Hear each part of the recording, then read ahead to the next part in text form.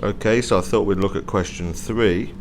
An experiment. This is a flywheel that has a piece of string attached to the radius, which is 37.5 millimeters, and the mass is adjusted so that it can move without accelerating. So this force we're putting on to start with is just the force to overcome the friction. So if we put this on, it would start moving down, but it wouldn't accelerate. So it's just enough to overcome friction of the bearings. That's 2 kilos.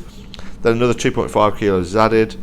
This is allowed to fall under the action of gravity, therefore it's going to accelerate. And measurements show that it takes 5 seconds to fall 1.5 meters. Determine the angular acceleration, the moment of inertia of the flywheel. Okay, so let's just have a quick look at this. I've just drawn a picture of this. So we've got some sort of flywheel here. Is the radius 37.5 millimeters. I'll just wrote it there in meters, and 2.5 kilos. Sorry, 2 kilos to push it down. So, what's the first question? Well, the first question says determine the angular acceleration. Well, we know what this is under the 2.5 kilos that it takes 5 seconds to fall 1.5 meters, and we assume it's from rest. So we can think about just our Suvat equations, and if we imagine here the information we've got, well, we know u, start velocity is 0, we know time is 5 seconds, we know that distance, s, is 1.5 meters, and we don't have v, but we are interested in a. So we want to work out a. So we need the Suvat formula that hasn't got v in it. Okay, so if you want to pause and have a look at that now, what formula Suvat has got all of these in but not v. Okay, if you did have a look, it's s equals u t plus half a t squared.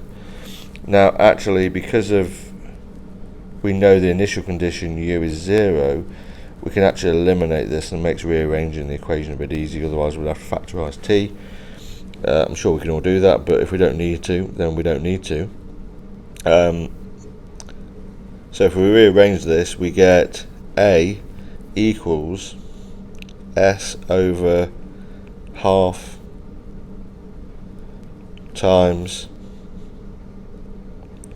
t squared, which equals 1.5 over half times 5 seconds squared. This would give us an angular, just a linear acceleration. This is of the actual mass, so this is linear acceleration, equal to, let's type that in, calculator.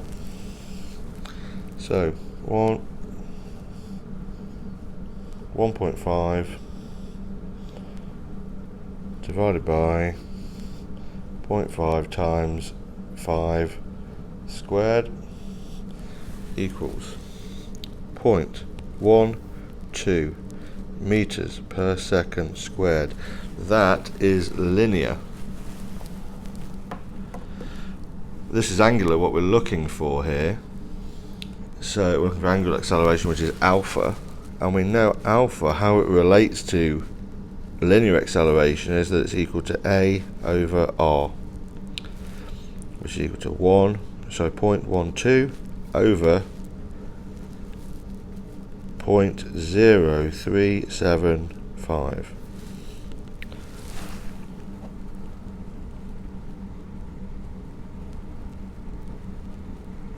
So I'll type that into my calculator,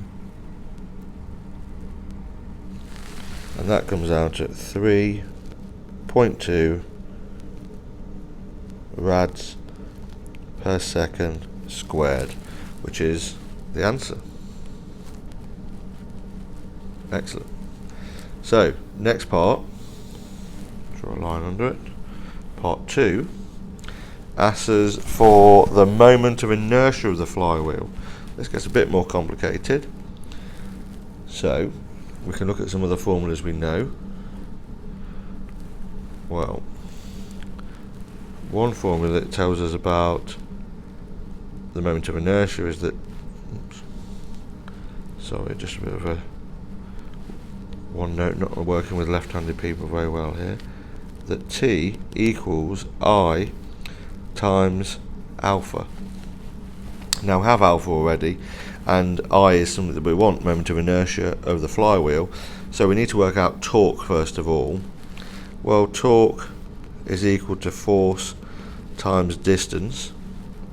We know that actually when this is accelerating, we've got the force is generated by the 2.5 kilos acting down. So force is equal to mass times gravity. So that's our force, and our distance, or moment from the pivot, is 0.0375 meters, which gives us a torque of 0.9196 Newton meters. Not a great deal of torque there. So now we can rearrange this equation, T equals I alpha, for I. So I will equal T over alpha, which equals 0.9196 divided by our alpha, which we worked out in our previous example, 3.2. This gives us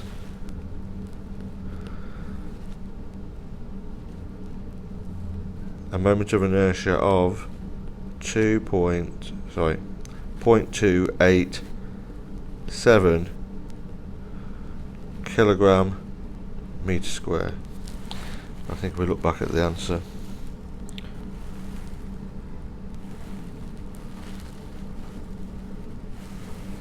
That's close enough. A bit of a rounding error there, but we're close enough. So that's how we experimentally would work out the moment of inertia of a flywheel. Now obviously we didn't really look too much at this 2 kilo load to overcome friction, but we'd have to do that when we did it, because otherwise if we just started putting weights on and seeing when it accelerated, we wouldn't know what was inertia and what was friction. So to start with, experimentally, we'd add these weights till it started moving, then we'd know that's friction, because theoretically any weight here, any weight at this point should make this wheel rotate, but in reality it's got friction. Friction of bearings, friction with the air, everything. So we need to work out what makes it start to move, then we can take that away, because otherwise we could have just put 4.5 kilos on here and we'd have got the same answer experimentally, but it wouldn't have been accurate. We'd have assumed that the flywheel inertia was a lot more than it actually was, because we'd have took friction into account rather than just the inertia of the flywheel. So, I hope that helps. Have a look and go through it yourself to prove it to yourself as well. Okay, see you later.